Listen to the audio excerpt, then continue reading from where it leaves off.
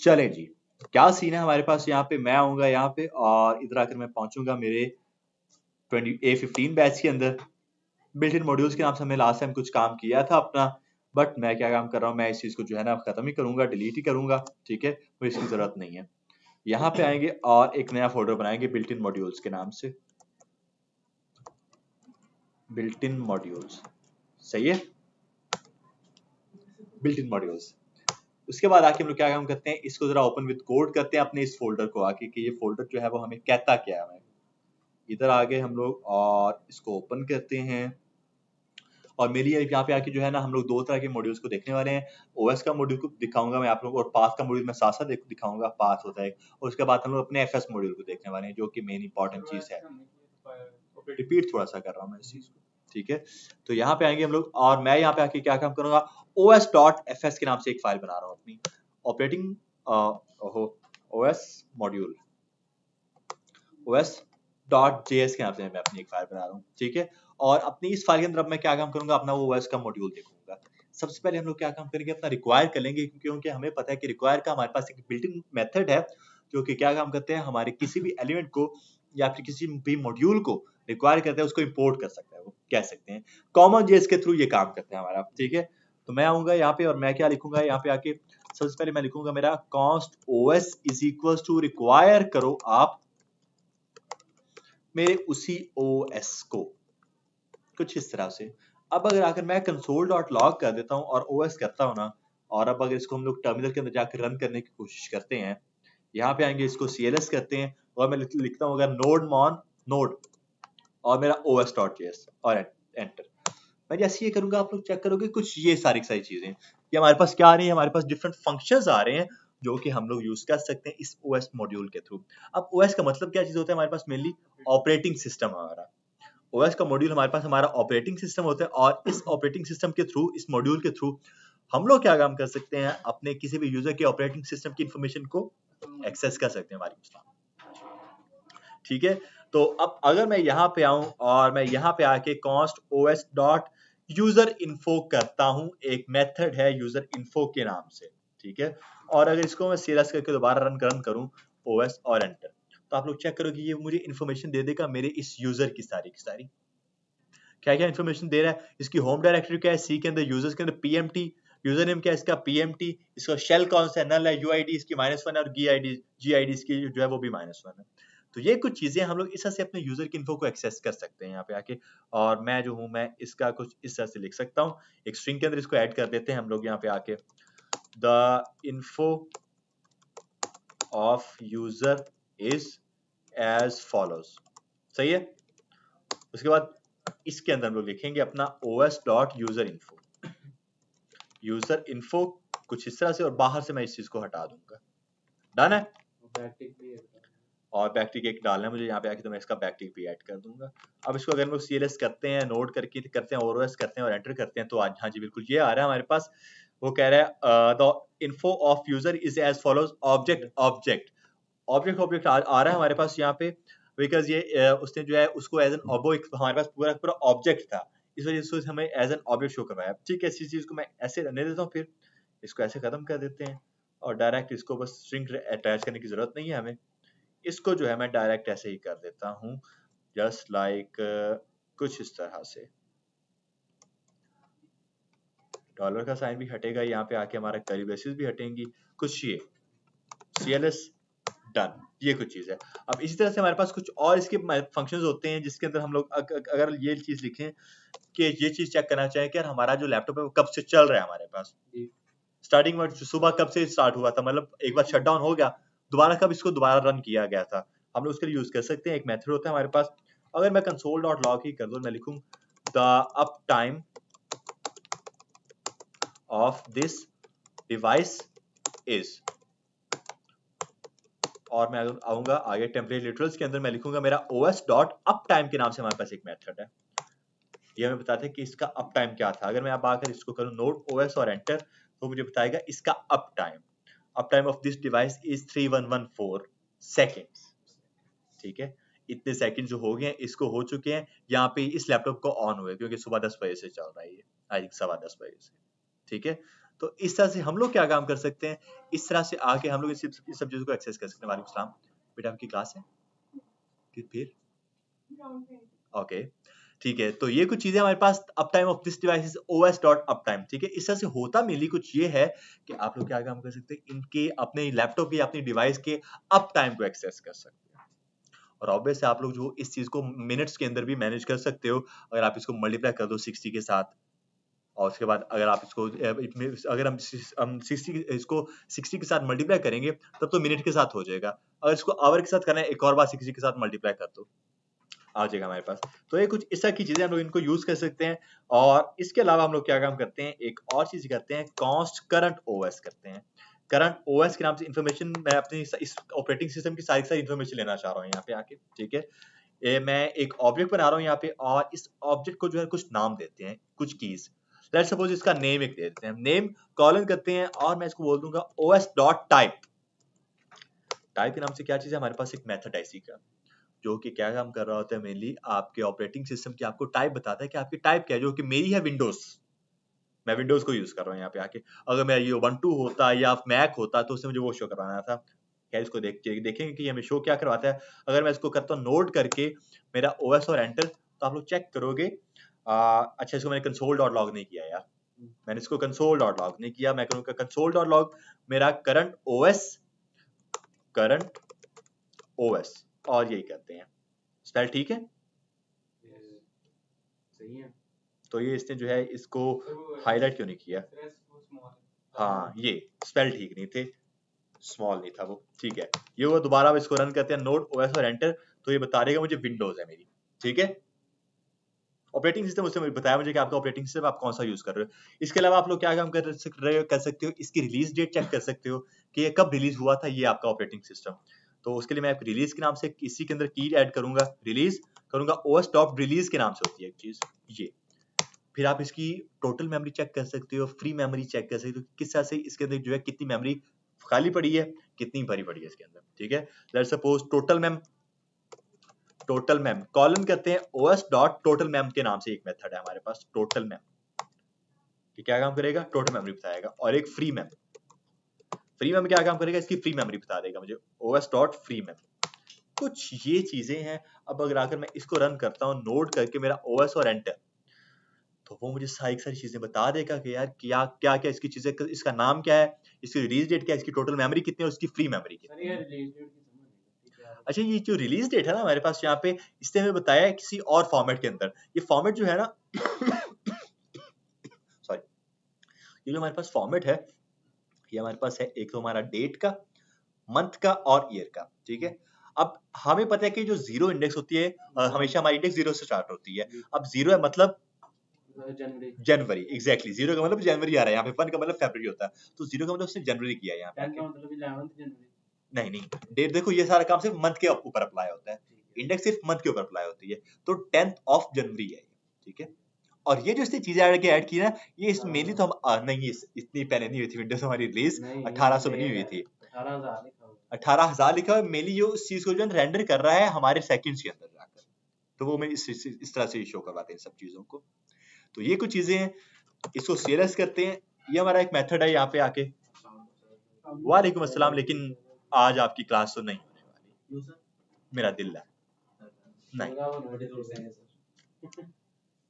Of करें आप लोग, हाँ तो ऑफ करो, आप ऐसे ही बंक कर रहे हो। हाँ और क्या,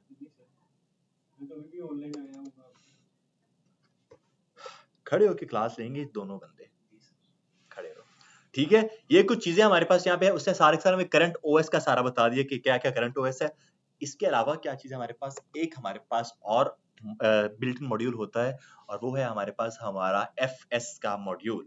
और मेरी वो मॉड्यूल हमारा इंपॉर्टेंट है, क्योंकि मैं उसी मॉड्यूल को जो है ना यूज करने वाला हूँ आगे जाके, किस तरह से अपनी HTML या अपने फ्रंट एंड को रीड करने के लिए, फ्रंट एंड की फाइल्स को रीड करने के लिए मैं उसको यूज करने वाला हूँ, ठीक है। इस फाइल को जरा बंद करते हैं, एक न्यू फाइल जनरेट करते हैं जिसका नाम fs.js रखते हैं। FS फाइल सिस्टम, इसका मतलब फाइल सिस्टम होता है। तो सबसे पहले हमें क्या काम करना है, इसको रिक्वायर करना है। अब मैं आप लोगों को काफी टाइम से ये चीज बता रहा हूँ कि जो है ना, हमारे पास यहाँ पे सिंक्रोनस जावास्क्रिप्ट होती है और एसिंक्रोनस जावास्क्रिप्ट होती है, ऐसे ही है। सिंक्रोनस का क्या मतलब होता है, नॉन ब्लॉकिंग कोड, सिंक्रोनस मतलब ब्लॉकिंग होता है, उल्टा हो गया। सिंक्रोनस मतलब होता है ब्लॉकिंग कोड और एसिंक्रोनस होता है हमारे पास नॉन ब्लॉकिंग कोड, ठीक है। मतलब ब्लॉकिंग कोड कौन सा कोड होता है हमारे पास, जब तक एक कोड फर्स्ट लाइन आपकी रेंडर नहीं होती है सेकंड लाइन पे आप जा नहीं सकते हो, ठीक है। ये आपका ब्लॉकिंग कोड होता है। तो अभी हम लोग एफएस मॉड्यूल के अंदर जो है ब्लॉकिंग कोड देखने वाले हैं, उसके बाद हम नॉन ब्लॉकिंग कोड देखेंगे। सबसे पहले मुझे अपने एफएस मॉड्यूल को जो है इंपोर्ट करना है। मैं लिखूंगा कॉस्ट एफएस, एफएस मेरा वेरिएबल है, ये वाला एफएस मेरा वेरिएबल है, इज इक्वल टू रिक्वायर करो किसको, मेरे उसी एफएस मॉड्यूल को। ये एफएस क्या है, मेरे मॉड्यूल का नाम है, मेरे पैकेज का नाम है, ठीक है, ये बिल्ट इन है। अब अगर आकर मैं इसको कोई फाइल अपनी रीड करना चाह रहा हूँ, लेट्स सपोज हम लोग आते हैं यहाँ पे और मैं अपनी एक फाइल जनरेट कर रहा हूँ random.txt के नाम से, सही है। और इसके अंदर कुछ कंटेंट ऐड करते हैं, hello how are you, random content है कुछ इस तरह से, कोई मसला। अब सीन कुछ ये है कि ये जो random.txt फाइल के अंदर मेरा कंटेंट पड़ा हुआ है ना, मैं अपने इस fs मॉड्यूल को यूज करके उस कंटेंट को रीड करने जा रहा हूँ यहाँ पे, ठीक है। उस फाइल के random.txt के अंदर मुझे जाना ही नहीं है, मुझे बस उसको किसी ना किसी तरह से यहाँ पे प्रिंट करवाना है, हेलो हाउ आर यू, यही मैसेज था ना हमारा, मुझे यहाँ पे उसको प्रिंट करवाना है किसी तरह से। उसको किस तरह से हम लोग करवा सकते हैं, हम लोग कर सकते हैं एक अपना वेरिएबल, मैं करूंगा अगर मेरा कॉन्स्ट रैंडम टेक्स्ट के नाम से मेरा वेरिएबल है, random text is equal to, और ये हमने ऊपर एफएस मॉड्यूल जो है ना उसको इंपोर्ट किया है। अगर मैंने इसको इंपोर्ट कर लिया है मींस मैं इसके अंदर के डिफरेंट मेथड्स को यूज कर सकता हूँ। जैसे ओएस को इंपोर्ट किया, ओएस डॉट करके टोटल मैम को एक्सेस किया, फ्री मैम को एक्सेस किया, रिलीज को एक्सेस किया, सारे उसके अंदर के मेथड्स एक्सेस किए हम लोगों ने। अब यहाँ पे क्या है, जब एफएस को ऊपर इंपोर्ट किया है, एफएस डॉट करके उसके सारे मेथड्स आ रहे हैं मेरे पास यहाँ पे। इंपॉर्टेंट चीज ये है कि इनको रटने की जरूरत नहीं है, हो सकता है आप लोगों को कोई सजेशन ना मिले, हो सकता है, ठीक है। तो ऐसा नहीं है कि यार आप कहो कि आप कुछ गलत कर रहे हो, लॉजिक इसका यही है, सिंटैक्स इसका यही है, बाय एनी चांस अगर आपको ये इसका सिन्ना जो है नहीं मिलती रिकमेंडेशंस, कोई मसला नहीं है। हमें पता है कि एफएस का मॉड्यूल क्या काम कर रहा होता है, वो फाइल्स को रीड कर रहा होता है, ठीक है। एफएस और उसके बाद डॉट, ये एफएस क्या है, मेरे वेरिएबल का नाम है। मैं करूंगा अगर FS dot read file sync, एक मेथड है, बिल्ट इन मेथड है। अब ये रीड फाइल सिंक क्या काम कर रहा है, रीड फाइल सिंक हमारे पास एक मेथड है जो कि किसी फाइल को रीड करता है बट सिंक्रोनसली। सिंक्रोनसली का मतलब ब्लॉक करके, अगर एक फाइल रीड नहीं हुई या एक कोड पहले से रेंडर नहीं हुआ अगले कोड पर वो जाएगा ही नहीं, ठीक है। रीड फाइल सिंक का ये मतलब है। अब ये जो एक तरह का मेथड है तो मैं इसको कॉल करवाऊंगा कुछ इस तरह से, ऐसे ही है। ये लेते हैं हमसे दो पैरामीटर्स, दो कौन कौन से पैरामीटर होते हैं इसके, पहला इसका पैरामीटर होता है आप अपनी किस फाइल को रीड करना चाह रहे हो, मुझे उसका पाथ देना है। मैं अपनी किस फाइल को रीड करना चाह रहा हूँ, यहाँ पे random.txt, मेरी फाइल का नाम है random.txt, ये पड़ी है, मैं उसको रीड करना चाह रहा हूँ। मैं इसको एक स्ट्रिंग के अंदर उसका पाथ दे दूंगा, मैं बोल सकता हूँ random.txt, कर सकते हैं ऐसे। पहला पैरामीटर होता है इसका ये। अब इसका होता है दूसरा पैरामीटर एक, और दूसरा पैरामीटर होता है कि यार आपकी कोडिंग की टाइप क्या है। अगर आप लोगों को याद हो हमारी फर्स्ट की सेकंड क्लास में जो है हमने ये बात की थी जब हम लोग अपने मेटा टैग्स को देख रहे थे, याद है सुफियान? मैं दिखा देता हूँ, कोई मसला नहीं है, क्योंकि मुझे पता है इतनी पुरानी बात है भूल ही गए होगे। index.html, और इसके अंदर आपको मैं कोड दिखा रहा हूँ, ये कोड चेक करो। अब यहाँ पे मेटा कैर सेट क्या है, ये UTF-8, ठीक है। अब ये क्या चीज है, हमारे कैरेक्टर्स की टाइप है। वो पूछते हैं हमसे यार कि आपकी कैरेक्टर, आपका जो कैरेक्टर है आप जो कोडिंग कर रहे हो उसकी टाइप क्या होने वाली है। हम लोग उसको बता रहे हैं कि UTF-8 है, वरना इसके अंदर बाइनरी होती है जो कि 0-1 वाली होती है हमारे पास, स्काई होती है हमारे पास, डिफरेंट होती है। हम लोग यहाँ पे UTF-8 को यूज कर रहे हैं, ठीक है। तो मैं क्या काम करूंगा, इसको डिलीट कर दूंगा वापस क्योंकि मुझे इसकी जरूरत नहीं है, और इसको सेकंड पैरामीटर एक ऐड कर देंगे हम लोग एक स्ट्रिंग के अंदर ही। ये चेक कर लो सारी सारी उसकी टाइप बताई उसने कि कौन कौन सी टाइप्स हैं हमारे पास। मैं करूंगा मेरा UTF-8 कुछ इस तरह से। जब मैंने UTF-8 कर दिया, इसको जरा बंद करते हैं। और अब अगर आकर मैं console.log करूं मेरे random टेक्स्ट को, जो मेरा वेरिएबल है, क्योंकि मेरे इस वेरिएबल के अंदर ये सारी चीज स्टोर हो चुकी है, इसी के थ्रू मेरी फाइल रीड हो रही है ना, तो ये पूरा का पूरा जो कोड है वो स्टोर हो रहा है मेरे रैंडम टेक्स्ट के अंदर। अगर मैंने console.log रैंडम टेक्स्ट किया है तो मुझे मेरा वो वाला डेटा दिखना चाहिए जो कि वो random.txt फाइल के अंदर पड़ा हुआ है। तो आओ जरा इसको रन करते हैं। नोड करूंगा मैं और करूंगा fs और एंटर, और ये उसने मुझे एक एरर दे दी है fs.js का। मैंने इसको सेव नहीं किया, मैंने इसको सेव नहीं किया था, कंट्रोल एस से इसको सेव किया। दोबारा इसको रन करते हैं, cls नोड और fs और एंटर। अब आ रहा है हेलो हाउ आर यू, क्योंकि हेलो हाउ आर यू कहां पे पड़ा हुआ है, random.txt की, हेलो हाउ आर यू पढ़ा हुआ है। तो हमने इस तरह से काम क्या किया हुआ है, हमने एक फाइल के डेटा को रीड किया हुआ है यहाँ पे आके।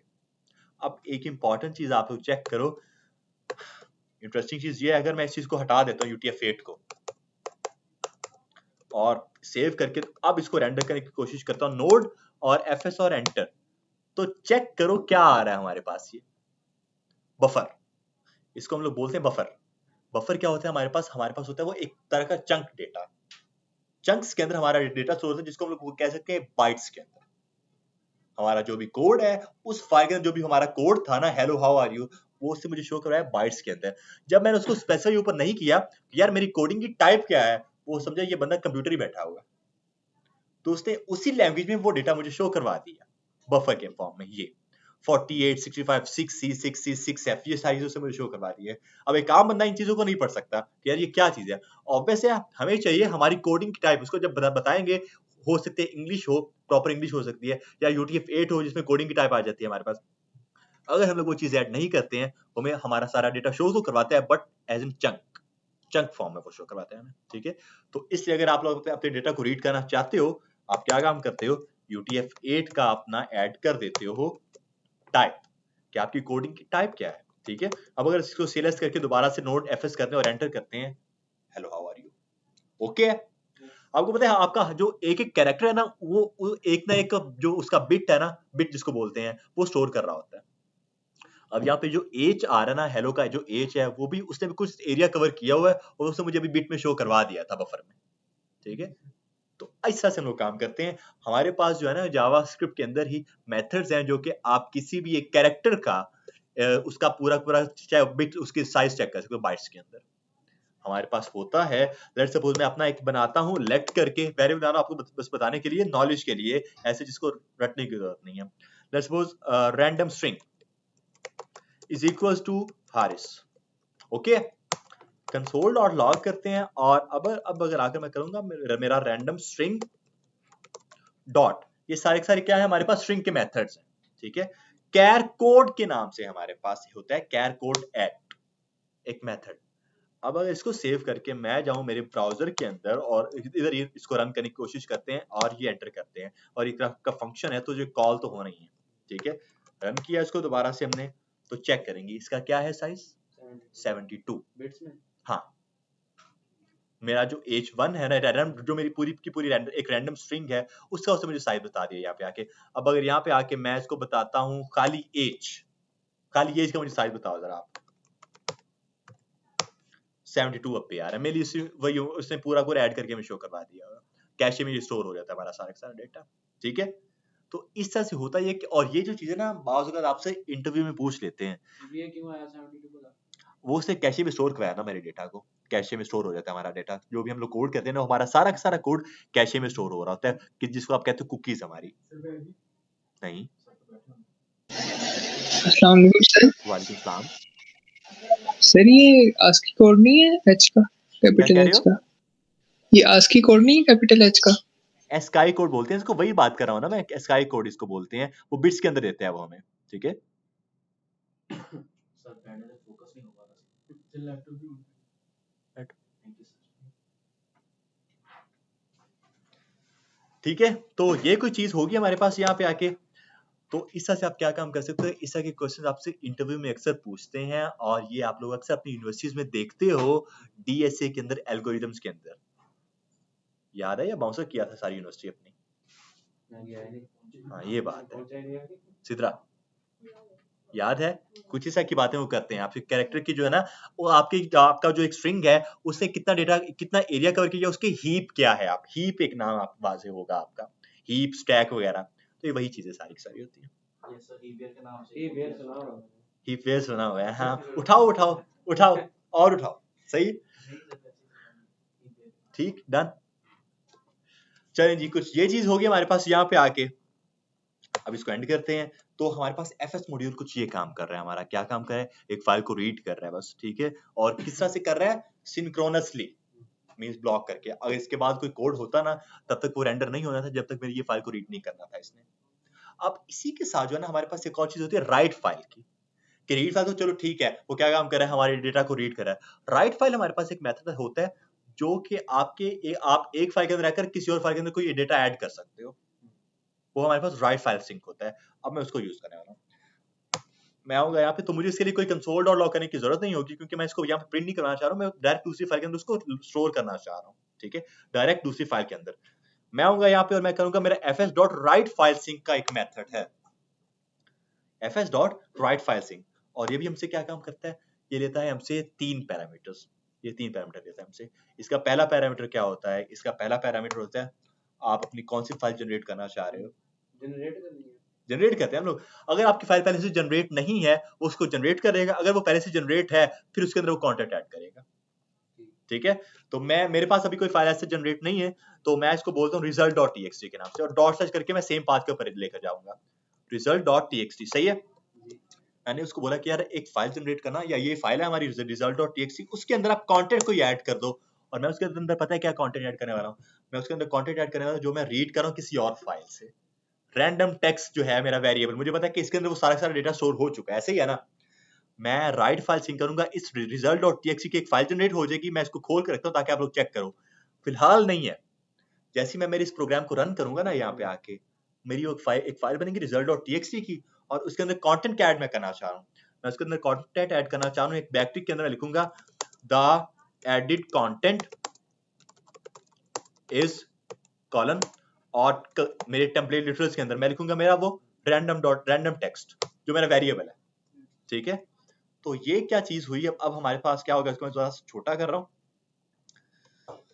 चेक करेंगे आप लोग। रैंडम टेक्स्ट के अंदर क्या चीज है, हमारे पास वो पूरी फाइल स्टोर हो चुकी है जिसके अंदर सारा डेटा पड़ा हुआ है हमारे पास। ठीक है, उसके बाद क्या चीज है, हमने एक फाइल को रीड भी किया है, और फाइल क्या कौन सी राइट किया हमने, कौन सी फाइल राइट की है, result.txt, और क्या काम किया हमने उसको दे दी है ये सारी चीज की, इसके अंदर आपने जो कंटेंट ऐड करना है वो ये करना है, और आप इसको जो है आगे अपनी टाइप बता सकते हो UTF-8 है, बट इसमें आपको जरूरत नहीं है बताने की। ठीक है, आओ इसको रन करते हैं। मैं करूंगा अगर नोड और मेरा fs और मेरा एंटर करते हैं इस चीज को आके।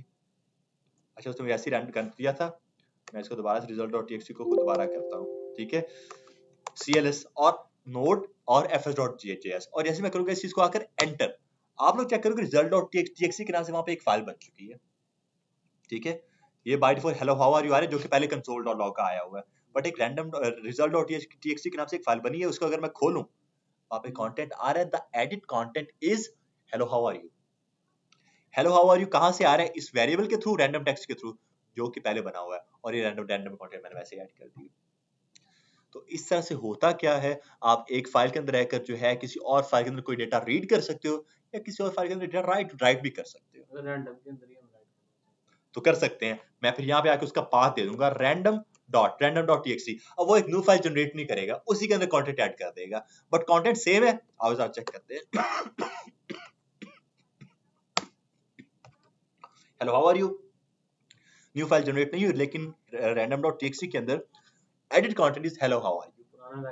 अब पुराना गायब हो गया, और वो गायब नहीं हुआ, वो चला गया है कैशे के अंदर, स्टोर हो चुका है। अब एक चीज ये देखो, इसका क्या मतलब हुआ, हमने ये चीज तो देख ली यहाँ पे आके कि यार हमारी अगर कोई फाइल पहले से बनी हुई है तो उसके अंदर हम कोई कंटेंट ऐड कर सकते हैं, और अगर कोई फाइल पहले नहीं बनी है उस फाइल को जनरेट भी किया जा सकता है, कुछ इस तरह से, ऐसे ही है। अब क्या हो यार कि नहीं, मैं मेरा पिछला डेटा यहाँ पे रखना चाह रहा हूँ, कंट्रोल जी करते हैं जरा इस चीज को, और कंट्रोल जी होगा नहीं क्योंकि ये मैंने डायनामिकली खत्म कर दिया अपना पिछला सारा डेटा। ये कैशे वाला डाटा फिर शो कहां पे होता है? आपको यहाँ पे शो नहीं होता वो डेटा। ठीक है, आपको यहाँ पे डेटा शो नहीं हो रहा होता। अब सीन कुछ ये है हमारे पास यहाँ पे आके, मैं क्या अब यहाँ पे आके काम करना चाह रहा हूँ, मैं कुछ ये काम करना चाह रहा हूँ कि यार मेरा पिछला जो डेटा है ना वो खत्म ना हो। लेट्स सपोज random.txt है, बाय डिफॉल्ट इसके अंदर लिखा हुआ है हेलो हाउ आर यू। ठीक है, और मैं क्या कह रहा हूँ, मैं उसको कह रहा हूँ कि the edit content is hello how are you, कुछ ये आ जाएगा, लेकिन मेरा पहले जो हेलो हाउ आर यू है ना वो भी खत्म नहीं होना चाहिए, मैं ये चाह रहा हूँ इस बार आके। ठीक है, क्योंकि अभी तो वो ये काम करे कि ओवरराइट कर रहा है बाय डिफॉल्ट जो पहले उसको दिया हुआ है कंटेंट वो खत्म कर रहा है, न्यू कंटेंट ऐड कर रहा है, बट मैं ये नहीं काम करना चाह रहा, मैं चाह रहा हूँ कि पिछला कंटेंट भी रहे और न्यू कंटेंट भी एक ऐड करे वो। तो फिर वहां पे आके आप लोग क्या काम करते हो, इसी को एक तीसरा पैरामीटर भी अपना देते हो, कॉमा एक थर्ड पैरामीटर, और वो थर्ड पैरामीटर हमारा क्या होता है, एक तरह का ऑब्जेक्ट होता है कुछ इस तरह से, और उसको आप लोग बोलते हो अपना फ्लैग, आपका फ्लैग होता है, फ्लैग कॉलन करो एक स्ट्रिंग के अंदर ए अपना अल्फाबेट। अब पता है इससे क्या होगा, इससे ये होगा कि अब अगर जितनी बार मैं अपनी इस फाइल को रन करने की कोशिश करूंगा ना, मेरा पिछला डेटा डिलीट ही होगा, बट न्यू डेटा उसी के अंदर जो है ऐड होता रहेगा बार बार जाकर। ठीक है, 2 मिनट दें मुझे। ठीक है, न्यू डेटा मेरा जो है वो बार बार ऐड होता रहेगा। और जरा चेक करते हैं random.txt hello how are you by default है, इसको रन करते हैं जरा अपनी उस fs वाली फाइल को। यही है नोड fs और एंटर चेक करिए। Edit content is hello how are you, फिर दोबारा ऐड हो रहा है, पिछला डिलीट नहीं हो रहा, फिर दोबारा ऐड हो रहा है, पिछला डिलीट, मैं उसको और जी कर देता हूं। ठीक है, और फिर दोबारा ऐड हो रहा है, डिलीट नहीं हो रहा, ऐड हो रहा है, ऐड होता जा रहा है। तो इस तरह से होता ही है कि अगर आपको अपना पिछला डेटा जो है खत्म नहीं करना बट न्यू डेटा ऐड करना है, आप इस तरह से कर सकते हो। ठीक है, और अगर आप चाहते हो कि नहीं यार पिछला डेटा खत्म हो रही, मुझे उसकी जरूरत नहीं है, मुझे बस न्यू डेटा ऐड करना है, तब आप बस अपने इस फ्लैग को हटा दो। और क्या, इस फ्लैग को हटाओ। अब क्या होगा, अब अगर आकर मैं दोबारा इसको रन करने की कोशिश करता हूँ, random.txt, देखो इतना सारा कंटेंट है इसके अंदर, काफी कंटेंट आ गया। अब अगर मैं इसको रन करूंगा ना, ये सारा का सारा कंटेंट खत्म हो जाएगा और बस आ जाएगा hello how are you, enter. और इसलिए जो है मैंने उसको सेव नहीं किया, मैं इसको आई थिंक मैंने इसको मैं कर रहा हूँ ये, और दोबारा से इसको करते हैं ये, और उसके बाद random.txt के अंदर कंटेंट मेरा वैसे ही ऐड करता जा रही है, मेरे कंटेंट को खत्म नहीं कर रहा अभी भी। एक सेकंड रुको जरा, इसको मैं चेक करता हूँ कि मेरे कंटेंट को खत्म क्यों नहीं कर रहा। ओके यार, एक बार अगर मैं इस चीज को जो है डिलीट करके दोबारा से स्टार्ट करने की कोशिश करूँ, और रिजल्ट की भी हमें जरूरत नहीं है क्योंकि हमने उसी फाइल के अंदर सारा काम कर लिया अपना, cls और ये ओके फाइल ही नहीं आता वो। नहीं, मैं अपने fs वाले मॉड्यूल को रन कर रहा हूँ, नोड fs और एंटर। और ये जो है मुझे एक तरह का मसला खड़ा कर रहा है, वो क्या कह रहा है, तो इस एरर को पढ़ लेते हैं। console.log वो जो ऊपर वाली चीजें सारी शो करवा रहा है, बट एक एरर आ रहा है मेरे पास यहाँ पे आके, और वो एरर क्या है, नो सच फाइल और डायरेक्टरी। एरर को पढ़ो, नो सच फाइल और directory open dot random dot TXT. मैंने उसको बोला कि यार आप इस फाइल को रीड करो, बट वो फाइल तो है ही नहीं वहां पर। ठीक है, हमें क्या काम करना होगा, उस फाइल को जो रीड करना होगा, या फिर मैं ये काम कर सकता हूँ, इसको रीड को रहने देते हैं, डायरेक्ट राइट कर देते हैं उसके अंदर कंटेंट अपना। ठीक है, ये, और इसको भी मैं एक स्ट्रिंग के अंदर ही ऐड करूंगा ताकि ये भी एक प्लेन टेक्स्ट के अंदर आ जाए हमारे पास। कंट्रोल जी, और इसको मैं एक प्लेन टेक्स्ट के अंदर शो करवाऊंगा कुछ इस तरह से, cls, और अब इसको रन करते हैं, एंटर। अब ये एरर आ रहा है, random text is not defined. Okay, मुझे ये ब्रैकेट्स हटानी है, ब्रैकेट्स हटा दिए मैंने। ठीक है, cls, ठीक है, ये बन गया हमारे पास, random.txt आ रहा है हमारे पास यहाँ पे आके, और ये हमारे पास द एडिट कंटेंट इज कुछ ये आ रहा है। और दोबारा अगर इसको रन करते हैं तो बिल्कुल अब हमारा जो डेटा पिछला ऐड नहीं हो रहा, पिछला डेटा पहले खत्म हो रहा है, उसके बाद न्यू डेटा उसके अंदर ऐड हो रहा है। तो फ्लैग का जो काम था ना, वो कुछ ये काम था हमारे पास यहाँ पे। डन हो गया, यहाँ तक पहले बताओ कोई मसला, क्लियर है सबको? गुड है। और आप मिस की बात सुने सब लोग। आप लोगों के अब स्टूडेंट कार्ड बनने हैं, तो उसके लिए आपको एडवांस पेमेंट करनी पड़ेगी 800 रुपीज़ में, जो कि नेक्स्ट वीक से आपके लिए मिल जाएगी। लेकिन आपकी तो ये अब नेसेसरी है, आप लोगों ने नीचे आकर मुझे पेमेंट करवानी है आज या कल, ताकि नेक्स्ट वीक तक आप लोगों को कार्ड ओके। लास्ट मंथ चल रहा है वो भी, अब लास्ट मंथ आप लोगों इस बैच का लास्ट मंथ, ओके मैंने ओके, फिर तो वही नहीं है आप लोग दे देंगे। अब ये अब शुरू हुआ कार्ड वाला। ठीक है, सॉरी सर, बनाइए, कोई मसला नहीं, डन हो गया। तो ये हमारा fs मॉड्यूल है, लेकिन ये है रीड फाइल सिंक। अब एक चीज है रीड फाइल एसिंक, मतलब एसिंक्रोनस, के मींस मेरा जो डेटा है ना, वो अगले कोड को ब्लॉक नहीं करेगा, अगला कोड रेंडर हो जाएगा, पिछला कोड जो है अगर उसने टाइम लगाया तो वो रेंडर नहीं होगा। जस्ट लाइक हमने जो देखा था अपना सेट इंटरवल और set timeout, callbacks हमारे, अगर आप लोगों को याद हो कॉल बैक्स, तो याद है सुफियान? कॉल बैक्स नहीं पढ़े? सर होते क्या वैसे? मुझे हिंट देगा ना तो पता लग जाएगा। सर 4 मतलब 1-1.5 मार्क्स तो नहीं आ रहा। तो क्यों नहीं यार, मैं क्या कहूँ फिर आपको? सर मैं इमेजिन कर रहा हूँ क्लास के बाद मैं और आप बैठेंगे, ठीक है? अच्छा जी, तो कुछ ये सीन है, मैं कर देता हूँ। अच्छा जी, कुछ ये चीज है हमारे पास यहाँ पे। अब अगला क्या सीन है हमारे पास यहाँ पे आके, अगला हमारे पास ये सीन है read file async. Means non blocking code. आज आप उसको देखते हैं हम लोग कि वो क्या कहता है हमें। मैं आ जाऊंगा यहाँ पे और यहाँ पे आके मैं अपनी कॉल फाइल जनरेट कर रहा हूँ जिसको async.js रखते हैं इसका नाम, ठीक है। इसको खत्म करते हैं और अब सबसे पहले fs मॉड्यूल को इंपोर्ट करना है। मैं लिखूंगा const fs is equal to require करो वापस मेरे उसी fs को कुछ इस तरह से। अब एक इंपॉर्टेंट चीज ये है कि यार जब मैंने ऊपर fs को इस तरह से इंपोर्ट कर लिया ना, आप लोग ये काम कर सकते हैं। इस तरह से हुआ है कि पूरे के पूरे मैंने fs मॉड्यूल को इंपोर्ट कर लिया है यहाँ पे आके, बट आपके पास ये भी ऑप्शन है, आप कर्ली ब्रेसेस यहाँ पे लगाओ और अगर आप लोग लिखो रीड फाइल सिंक, आप इस तरह से भी काम कर सकते हो। इससे ये होगा कि आपका पूरा का पूरा fs मॉड्यूल आपके पास नहीं आएगा, ये सिर्फ और सिर्फ एक फंक्शन आएगा रीड फाइल सिंक वाला, ठीक है। अब ये कि आपको fs डॉट करने की जरूरत नहीं है, डायरेक्ट आप रीड फाइल सिंक लिख सकते हो, आपको मसला नहीं होगा। इससे पेज की स्पीड पे कोई फर्क पड़ेगा? नहीं ऐसा कुछ नहीं, बस हमारा कोड थोड़ा सा छोटा हो जाता है, उसके अलावा और कोई मसला नहीं है। जैसे यहाँ पे आओ जरा चेक करो, मैंने ऊपर कराया पूरे पूरे fs मॉड्यूल को इंपोर्ट, बट मैं यहाँ पे आके ये कर सकता था कर्ली ब्रेसेस के अंदर राइट फाइल सिंक यूज हो रहा है मेरा नीचे, ये कर सकता, फिर मुझे यहाँ पे आके नीचे fs डॉट करने की जरूरत नहीं है। ये अब भी मेरा जो है ये प्रॉपर वर्किंग में होगा, मुझे कोई मसला नहीं होगा, अब भी ये काम कर रहा है मेरा। तीन लफ्जों का ही फर्क पड़ेगा जितना भी।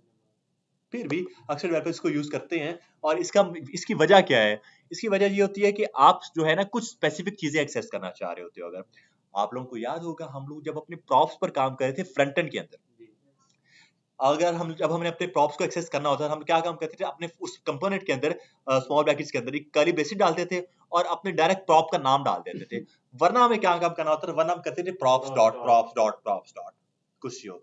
तो उस चीज से बचने के लिए क्या है, ये 6 मॉड्यूल के अंदर उन्होंने हमें ये चीज जो है रिकॉग्नाइज करवाई थी, कर्ली ब्रेसेस। मतलब कर्ली ब्रेसेस तो पहले भी थी, बट इसके थ्रू उन्होंने ये फीचर ऐड किया कि अब आप कुछ स्पेसिफिक चीजें एक्सेस कर सकते हो, ठीक है। मेरी हालत नासाज है यार आज तो। अच्छा जी है, ठीक है। तो ये कुछ सीन हो गया हमारे पास यहाँ पे आके। अब आते हैं async.js के अंदर और अब एसिंक्रोनस काम करने वाले हैं हम लोग यहाँ पे आके। तो मैं क्या काम करने वाला हूँ यहाँ पे, मैं करने वाला हूँ यहाँ पे अपना वही const fs और पूरा पूरा fs मॉड्यूल नहीं लेकर आ रहा हूँ मैं, कुछ उसके फंक्शन बस लेकर आऊंगा। इज इक्वल टू रिक्वायर करो, कहां से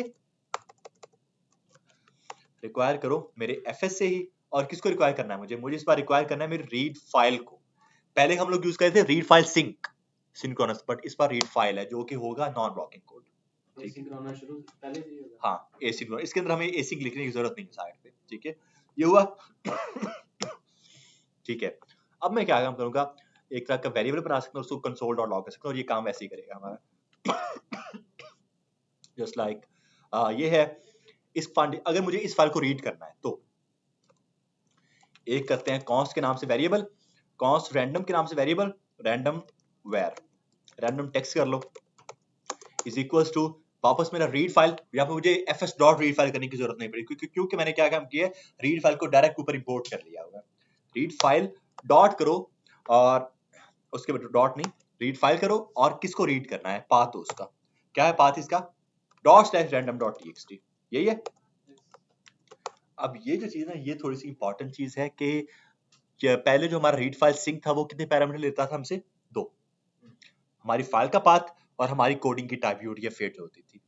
बट ये जो है ना ये हमसे मेनली 3 पैरामीटर ले रहा होता है, हमारी फाइल का पाथ, हमारी कोडिंग की टाइप, बट हमारा एक कॉल बैक भी एंड पे, ठीक है। और हमें पता है कि कॉल बैक क्या चीज है, कि आपका अगर कोई एक कोड जो है वो रेंडर होने में टाइम ले रहा है तो कोई बात नहीं है, वो अगले कोड को ब्लॉक नहीं करेगा, अगला कोड रेंडर हो जाएगा, इसका जब टाइम आएगा तभी रेंडर हो जाएगा। कॉल बैक ये होते हैं कि फंक्शन के अंदर कोई एक और फंक्शन रन कर रहा होगा आपका, वो कॉल बैक है आपका, ऐसी है ना। तो पहला इसका पैरामीटर मैंने ऐड किया random.txt कॉमा करके, सेकंड पैरामीटर utf8, ठीक है। बट इसका जो थर्ड पैरामीटर वो मैं ऐड करूंगा, फंक्शन है, रीड फाइल खुद एक फंक्शन है, बट उसके अंदर एक और फंक्शन ऐड कर रहा हूं मैं, ठीक है। कर सकते हैं ऐसे, और इसको मैं ऐड देता हूं एरर कॉमा रिजल्ट पैरामीटर, बस इसको मैं दे रहा हूं रिजल्ट एरर फंक्शन। डन है, एक तरह का कॉल बैक बन के आ चुका है। अब मैं इसको बोल सकता हूं यार कि अगर मेरा कोई एरर है, इफ एरर, फ्रंट एंड में हमने ये चीज देखी थी, इफ एरर का मतलब है if error is equal to true, ठीक है। अगर एरर ट्रू है तब आप क्या काम करो, console.log हमें वो एरर शो करवा दो, ठीक है, और साथ में इसके स्ट्रिंग अटैच कर देते हैं। इसको मैं यहाँ पे एक मैसेज दे देता हूँ, here's your error, सही है, और यहाँ पे आके एरर कर देते हैं, कर सकते हैं ऐसे।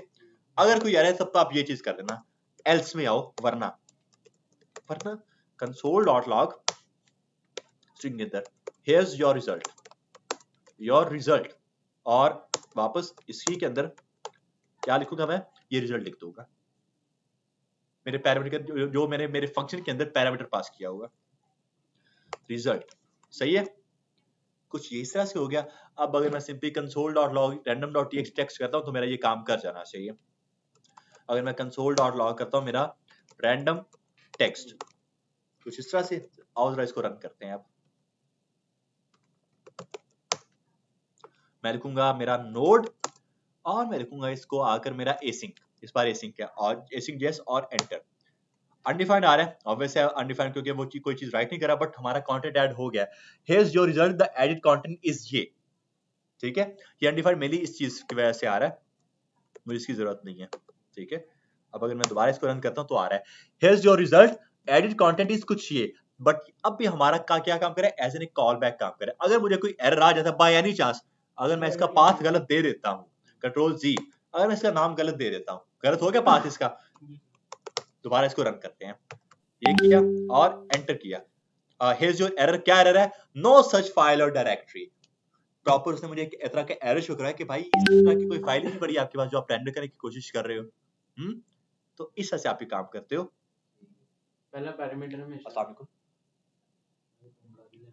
वालेकुम सलाम। अच्छा ये मैं आपको थोड़ी देर तक बताता हूँ, ठीक है, अल्लाह हाफिज़। अच्छा जी, ये कुछ चीजें हमारे पास यहाँ पे, तो इस तरह से हुआ। बस ये है हमारे पास यहाँ पे कि हम लोगों ने जो है एक तरह का कॉल बैक दे दिया। अगर कोई एरर आ जाए तो मेरा अगला कोड ब्लॉक नहीं करेगा, क्योंकि इसके आगे जो है ना, हो सकता है आगे आगे जाके कोई और कोड ऐड कर दूंगा, ठीक है। जब कोड ऐड करूंगा तो अगर इसमें एरर हुआ, जो कि अभी एरर है, अगला कोड एंटर नहीं होगा मेरा, ऐसे ही है। तो इसी से बचने के लिए हम लोग फिर क्या काम करते हैं, अपने कॉल बैक्स को यूज कर रहे होते हैं। डन हो गया, कोई मसला यहाँ तक आके किसी को भी। इधर पहला जो पैरामीटर है वो हमेशा एरर का ही होगा। हाँ, पहला पैरामीटर आपका एरर का होता है, पहला एरर और दूसरा रिजल्ट आपका। इसी तरह से आपका जो राइट फाइल सिंक है वो भी काम करता है, मगर उसके अंदर कॉल बैक, उसके अंदर भी कॉल बैक होगा, उसके अंदर क्यों नहीं होगा। अच्छा राइट फाइल, मुझे लगा वो सिंक की बात रैंडम। और अब अगर इसको रन करते हैं तो अब ये प्रॉपर रेंडर कर जाएगा, मुझे कोई मसला नहीं आएगा, डन है। तो मुझे इसके वेरिएबल की भी जरूरत नहीं है, मैं इसको हटा दूंगा यहाँ पे आके। क्या हुआ, कॉल बैक सिर्फ एसिंक के अंदर एग्जैक्टली कॉल बैक काम ही है ना कि वो आपके कोड को ब्लॉक नहीं करेगा, फिर नॉन ब्लॉकिंग हो जाएगा, ठीक है। एक तो ये काम हो गया हमारे पास यहाँ पे आके। उसके बाद हम लोग क्या काम करते हैं, अब अपनी फाइल को राइट करने वाले हैं। यहाँ पे आके मैं करूंगा और मैं राइट फाइल को ऊपर इंपोर्ट कर दूंगा। क्या हुआ, राइट फाइल के थ्रू वो भी क्लियर हो जाएगा हमारा, ठीक है। मैं राइट फाइल को ऊपर इंपोर्ट कर रहा हूँ, इस बार राइट फाइल को इंपोर्ट कर रहे हैं प्रॉपर, ठीक है। इधर आगे हम लोग, और किसी ने आई थिंक ज्वाइन किया नहीं। अच्छा जी, मैं करूंगा मेरा राइट फाइल करो, ये में कौन कौन से पैरामीटर लेता है हमसे, आपने कौन सी फाइल को राइट करना है, या तो अगर वो पहले से राइट है, पहले से वो जनरेटेड है, तो आप क्या काम करो, आप उसके अंदर कोई कंटेंट ऐड कर देते हो, वरना वो आपकी फाइल को जनरेट कर देता होता है। मैं अपनी एक फाइल जनरेट कर देता हूँ डॉट स्लैश के ऊपर ही result.txt, और मैं क्या काम करता हूँ, मैं अपना एक बनाता हूँ फोल्डर, और उस फोल्डर के अंदर जो है ये फाइल बनाते हैं। आउटपुट के नाम से फोल्डर होगा मेरा, आउटपुट स्लैश, सही है। तो आउटपुट नाम से फोल्डर, उसके अंदर आएगी result.txt, कॉमा करो। सेकंड इसका पैरामीटर क्या होता है, इसका सेकंड होता है कि आप जो हो कौन सा उसके अंदर कंटेंट ऐड करना चाह रहे हो। मैं कंटेंट ये वाला ऐड कर देता हूँ जो ऊपर वाला कंटेंट आ रहा है। इसके अंदर 4 पैरामीटर है, इसके अंदर जरूरत नहीं है 3, वो फ्लैग वाला तो ऑप्शन है ना हमारे पास, फ्लैग वाला जो था वो तो ऑप्शनल है। कॉल बैक, हाँ वो उसके थ्रू ऐड हो जाएगा, हाँ फिर ऐड हो जाएगा, ठीक है। ये हुआ। और पहला पैरामीटर हो गया कि आपने कौन सी फाइल जनरेट करनी है। दूसरा पैरामीटर हो जाएगा इसका कि आपने कंटेंट क्या ऐड करना है। मैं करूंगा the random content edit through write file asynchronously, ठीक है, एसिंक्रोनसली, ठीक है। एक तो ये चीज हो गई, 2 पैरामीटर हो गए इसका, और तीसरा पैरामीटर होगा इसका कॉल बैक। कॉल बैक हमारा आ जाएगा और वो हम लोग दे देंगे इस चीज को कुछ इस तरह से। मैं लिख दूंगा मेरा एरर, कॉमा करो मेरा रिजल्ट या रेज, जो भी करना है, बस ये आपकी नेमिंग कन्वेंशन है, और ये कुछ इस तरह से काम करेगा। बाकी आगे वही इफ एल्स कंडीशन, अगर एरर है तो console.log आपका एरर, एल्स में चलो, वरना आपका console.log क्या, हमारा रिजल्ट। कुछ इस तरह से। तो ये कुछ इस तरह से चीज वर्किंग में होती है। अगर इसको दोबारा मैं अब रन करूं इसको एंटर, तो ये मुझे ऐड करने के देना चाहिए था इसको, बट इसने आई थिंक कोई एरर दे दिया मुझे। नो सच फाइल और डायरेक्टरी, वो कह रहा है कि ऐसी कोई फाइल डायरेक्टरी है ही नहीं आपके पास। डॉट स्लैश आउटपुट के अंदर रिजल्ट डॉट टीएक्सटी कोई है नहीं हमारे पास, इसको ये जनरेट करनी चाहिए थी। अगर मैं इसको ये हटा दूं, डॉट स्लैश, ठीक है, ये CLS, वापस नोड मेरा FS और एंटर।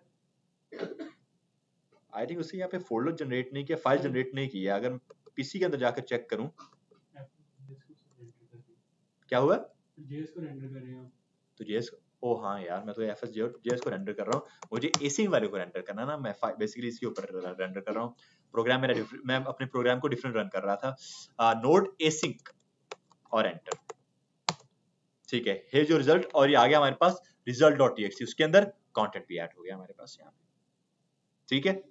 तो ये कुछ इससे हमारे काम करते हैं कॉल बैक्स। बट अब यहाँ पे बात करने वाले हैं हम लोग जरा से अपनी call back help. Call back help के बारे में मैंने बहुत टाइम पहले आपको बताया था कि एक चीज होती है कॉल बैक हेल्प, बट अब उसके बारे में जरा बात करें। कॉल बैक हेल्प है क्या चीज? हेल्प का वैसे क्या मतलब होता है? यहाँ पे कॉल बैक से कुछ उसी तरह का सीन है। ये उन्होंने एक इसका एक कॉमन टर्म इसको दे दी थी, callback help. Callbacks हमेशा अच्छे नहीं होते।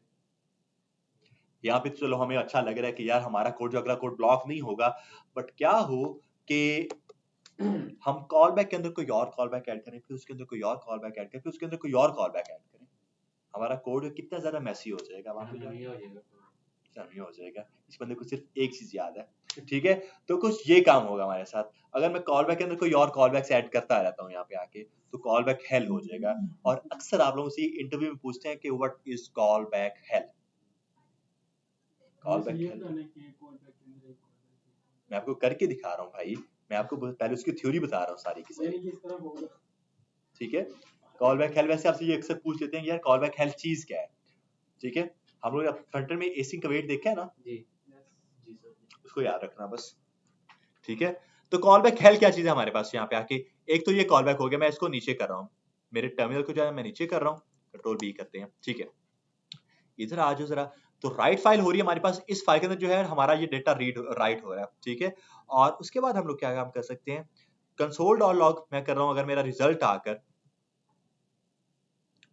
खैर इस console.log की तो मुझे ऐसे जरूरत ही नहीं है ना यहाँ पे आके, मुझे कोई चीज क्योंकि रन ही नहीं करनी है यहाँ पे, इसको भी हटा देते हैं, ठीक है। मुझे ऐसे कोई भी चीज जो है रन नहीं करनी है यहाँ पे, इसको हटाया मैंने। अब कॉल बैक हेल्प मुझे अगर करना है, एक तो कॉल बैक हो गया हमारे पास हमारा ये, ठीक है, ये से स्टार्ट हो रहा था। अब इसी के अंदर रहकर अगर मैं कर देता हूं कुछ ये इस तरह से, और मैं कोई एक और अपनी फाइल जनरेट करने की कोशिश करता हूं, एक और बार राइट फाइल को ऐड किया, राइट फाइल करो और डॉट स्लैश करके result2.txt एक न्यू फाइल जनरेट हो रही है, कॉमा करके उसके अंदर content, the content of second file, कुछ इस तरह से, ठीक है। और उसके बाद एक कॉमा करके इसका तीसरा पैरामीटर हो जाएगा क्या, वही एरर कॉमा रिजल्ट। तो देखो अभी मैंने सिर्फ एक कॉल बैक के अंदर सिर्फ एक और कॉल बैक ऐड, दो कॉल बैक हुए अब तक हमारे, ऐसे ही है ना। बट हमारा कोड चेक कर लो क्या हो चुका है। अब मुझे अब आगे इफ एल्स कंडीशन भी अपनी लगानी, इफ एरर है तो console.log एरर, एल्स में आओ, वरना console.log हमारा करो रिजल्ट। दो callbacks, but it's always a help. ये हमारा कितना मैसी हो चुका है यहाँ पे आके, ठीक है। और ये सिर्फ मैंने दो कॉल बैक ऐड किए, आप लोग मल्टीपल कॉल बैक ऐड करोगे, कॉल बैक हमें ऐड करने पड़ते हैं, उसको बोलते हैं कॉल बैक हेल्प। ये काम करेगा प्रॉपर, मैं ऐसा नहीं करेगा ये काम नहीं करेगा, हमारा ये काम प्रॉपर वर्किंग में है हमारा, ठीक है। बट बहुत ज्यादा खराब हो चुका है। अगर कोई ऐसी बंदा आता है, मैं खुद अगर कुछ टाइम के बाद आता हूँ, वो ऐसे घूम जाएगा, ठीक है। तो इसलिए इस चीज से बचने के लिए हम लोग क्या काम करते हैं, इससे बचने के लिए हम लोग एसिंक अवेट को यूज करते हैं।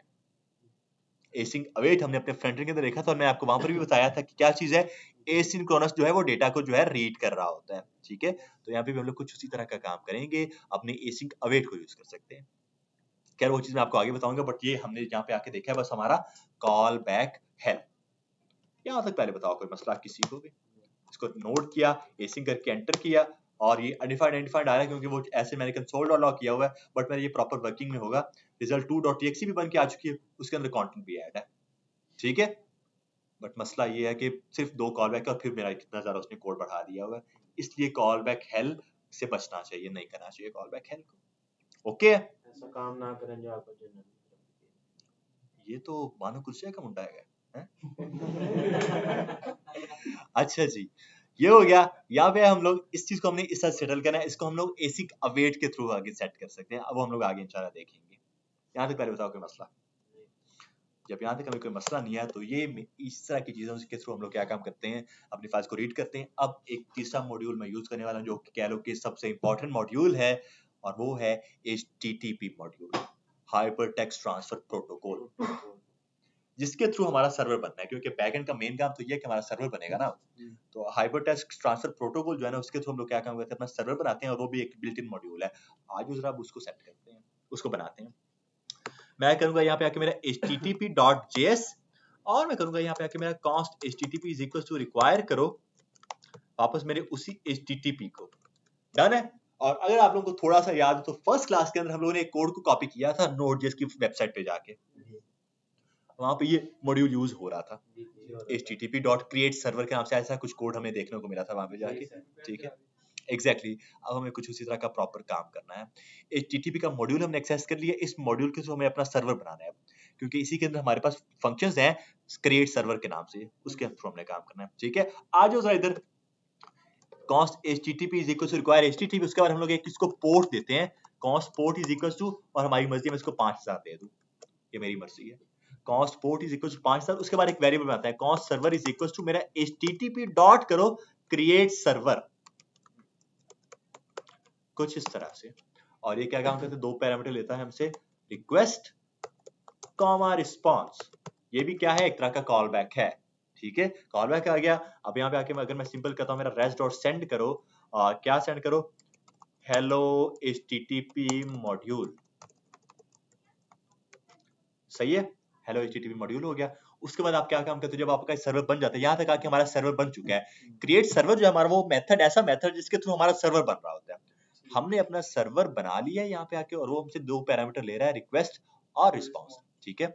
अब हमें उस सर्वर को लिसन भी करना होता है, ये जरूरी है कि अगर आपने अपना एक सर्वर बनाया है तो आपको उसको लिसन करना पड़ेगा। मैं लिखूंगा मेरा सर्वर डॉट लिसन करो, किस पर, मेरे पोर्ट के ऊपर, इस पोर्ट को लिसन करना है आपने, ठीक है।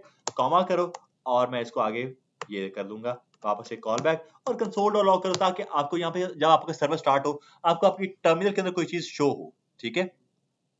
तो मैं लिखता हूँ यहाँ पे आके, मैं लिख सकता हूँ मेरा server is running on port और $साइन कर्ली ब्रेसेस पोर्ट। तो क्या होगा, मेरा जो पोर्ट है जो कि 5000 मैंने ऐड किया वो आ जाएगा, ठीक है। पोर्ट पी छोटा, स्मॉल पी है, हाँ जी स्मॉल पी है। सर ये रिक्वेस्ट वाला फिर वेरिएबल काम कैसे, कौन सा रिक्वेस्ट, ये वाले जब हम रिक्वेस्ट मारेंगे, अभी हम लोग कोई रिक्वेस्ट मार ही नहीं, हाँ भाई अभी हम डायरेक्ट रिस्पांस दे रहे हैं उसका, ठीक है। जब रिक्वेस्ट मारेंगे तब हम ये काम करेंगे, रनिंग। अब इसको सेव करते हैं और दोबारा रन करते हैं इस चीज को आके। मैं कहता हूँ नोड करके मेरा HTTP और एंटर करो इस चीज को, और मुझे एक तरह का एरर मिल रहा है, और वो एरर क्या आ रहा है हमारे पास यहाँ पे, रिक्वायर इज नॉट, स्पेल गलत हो गया, रिक्वायर के स्पेल गलत है, रिक्वायर कुछ ये है, सही है। अब आई थिंक सब ठीक है, दोबारा रन करते हैं, बिल्कुल अब काम कर रहा है। Server is running on port 5000, और ये मैं फर्स्ट टाइम इसके ऊपर, इस लैपटॉप के ऊपर फर्स्ट टाइम चला रहा हूँ मैं, तो अलाउ एक्सेस मांगेगा, ठीक है। अलाउ एक्सेस, हमारा सर्वर बन चुका है जो कि क्या काम कर रहा है, लिसन भी कर रहा है। और जो मैसेज क्या देगा हमें, अगर मैं मेरे ब्राउजर में जाके लिखूं ना local host colon 5000, local host colon 5000, local host colon 5000 और एंटर, मुझे दिखने वाला है यहाँ पे आके मेरा, और वो कह रहा है res.send is not a function, और सेंड नहीं था, ये एंड था, res.end होता है ये, सेंड नहीं एंड होता है ये, ठीक है। और दोबारा इसको रन करो, server is running on port 5000, इधर आकर आ गया हेलो HTTP मॉड्यूल, ठीक हो गया। ये हेलो HTTP मॉड्यूल ये कहाँ लिखा हुआ है, ये एंड के अंदर लिखा हुआ है। अब ये जो एंड है ना, ये एक तरह का मेथड है, बिल्ट इन मेथड है रिस्पांस के लिए, कि जब कभी आप लोग को कोई भी रिस्पांस देना हो तो आप उसको एंड करते हो कि यहाँ तक हमारा रिस्पांस एंड हो गया, अब आप इसको शो करवा सकते हो आगे, ठीक है। तो ये res.end हमें करना पड़ता है, बट कुछ इस तरह से हमारा जो है ना HTTP का जो मॉड्यूल है वो काम कर रहा होता है, कोई मसला नहीं सर। अगर आप देखोगे ना अपनी वो Node.js की ऑफिशियल डॉक्यूमेंटेशन, वहाँ पे भी कुछ इस तरह का कोड होगा, ठीक है। बट उन्होंने जो है एक और चीज ऐड की होगी, लोकल होस्ट के नाम से वेरिएबल होगा एक, जिसमें उन्होंने ऐड किया होगा 127.0.0.1, ये ऐड करते हैं वो लोकल होस्ट। अच्छा हमारा सर्वर जो है वो लोकली चल रहा है ना अभी, तो हम लोग वो उसको देते हैं, वरना इसकी डोमेन ऐड करते हैं हम लोग, जो कि अभी हम लोग लाइव नहीं कर रहे हैं ना, तो इसलिए हम लोग अपना लोकल होस्ट ऐड करते हैं। लोकली जो पोर्ट होता है वो 127 होता है, 127.0.0.1, ठीक तो है। वो जो एक दफा आपने पहले रिएक्ट ऐप करवाई थी लाइव, तो उसके अंदर वो लोकली होते हैं या फिर जब वो लाइव होगी तब तो ग्लोबल हो गया ना, उसका फिर आपका पोर्ट का उसके साथ कोई लिंक ही नहीं है, फिर आपके पास एक प्रॉपर डोमेन है नेटलिफाई को जब हमने किया था, ठीक है। ओके जी, यहाँ तक जो है ना हम लोग इस रिकॉर्डिंग को एंड कर रहे हैं बस।